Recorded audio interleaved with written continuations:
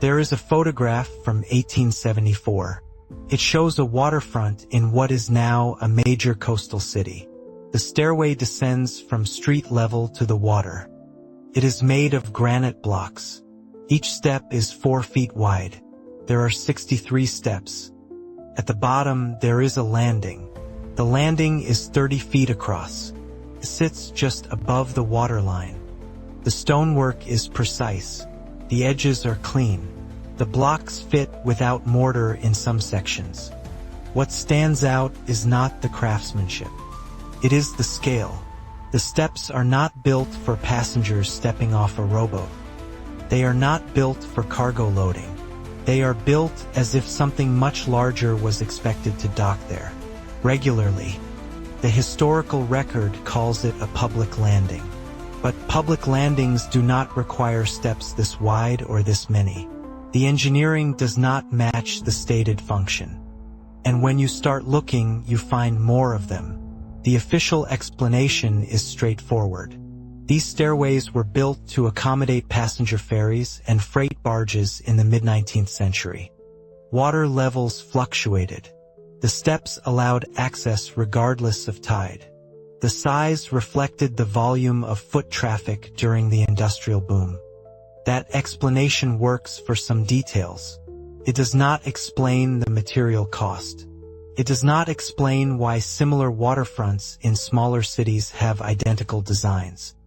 It does not explain the depth of the foundations or the uniformity of the stonework across cities separated by hundreds of miles. What is missing here is the reason for over-engineering. If the goal was functional access, wood would have been cheaper. Timber wharves were standard. Why use granite blocks that weigh several tons each when lighter materials were available and widely used elsewhere? The scale becomes more difficult to dismiss when you compare it to the people in the photographs. In one image from 1876, a man stands at the top of a similar stairway in another port city. He is wearing a coat and hat. His height is average for the period, likely between 5'6" and 5'8". The step he is standing on reaches his mid-thigh. That would make the riser close to 20 inches. Standard steps are 7 to 8 inches. Even accounting for period variation, 20 inches is not a comfortable height for repetitive use.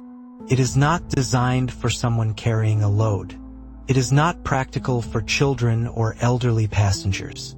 Yet these proportions repeat in multiple locations. The steps are functional, but not for the people photographed using them. Once you notice it in one place, it becomes harder to ignore elsewhere. There is a waterfront in a northeastern city with a nearly identical layout.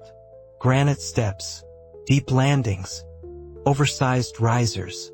There is another in a southern port. The materials differ slightly, but the dimensions are the same. Another on the west coast, constructed in the same decade. The cities had different industries, different populations, different governing bodies. But the stairways look as though they were designed by the same hand. The distances between these cities make coordination unlikely unless there was a shared standard. If that standard existed, it has not appeared in the available records. What remains are the structures themselves and the question of why they are so similar. The municipal records from the 1870s are inconsistent. Some cities have detailed surveys of their waterfronts from that period. Others have nothing. In one case, a coastal city has a record of a dock construction contract dated 1868. The contract mentions granite sourcing and labor costs. It does not mention dimensions. It does not include architectural drawings. A separate entry from 1881 refers to repairs on the same dock. The stairway is not mentioned. In another city, there is a gap in the harbor master's logs between 1872 and 1879. The logs before that period describe daily ship traffic, cargo types, and docking assignments. The logs after 1879 resume with similar details. The years in between are absent. No explanation is recorded. There is no reference to loss or damage. The records simply stop and then restart. That pattern appears in more than one archive. Something shifts in the records after 1874. Before that year, references to large-scale waterfront construction appear frequently. After 1874, the references become vague. Repairs are mentioned. Maintenance is listed. But new construction of the same type is rarely described. In some cities, maps from 1873 show planned expansions of the dock systems.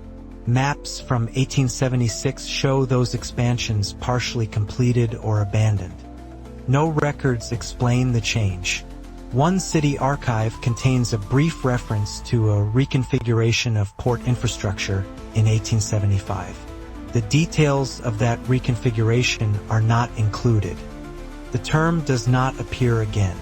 The stairways that were already built remain, but the pattern of building them seems to stop abruptly. What kind of event could cause cities across multiple regions to quietly halt a shared construction type within the span of 2 years? If these stairways were designed for the ships of that era, why are there no photographs of those ships using them? There are images of ships at docks. There are images of cargo being unloaded. There are images of passengers boarding smaller vessels. But there are no images showing the full width of these stairways in use. The landings are empty in most photographs. The steps are clear. In the few images where people appear, they are standing still, not moving goods or walking in groups. The infrastructure suggests heavy use. The photographic record suggests the opposite. If the steps were built for a specific type of vessel, that vessel does not appear in the archive. If they were built for a specific type of traffic, that traffic is not documented. What remains is stone that will outlast the explanations given for it. Why would a city invest in infrastructure it does not need?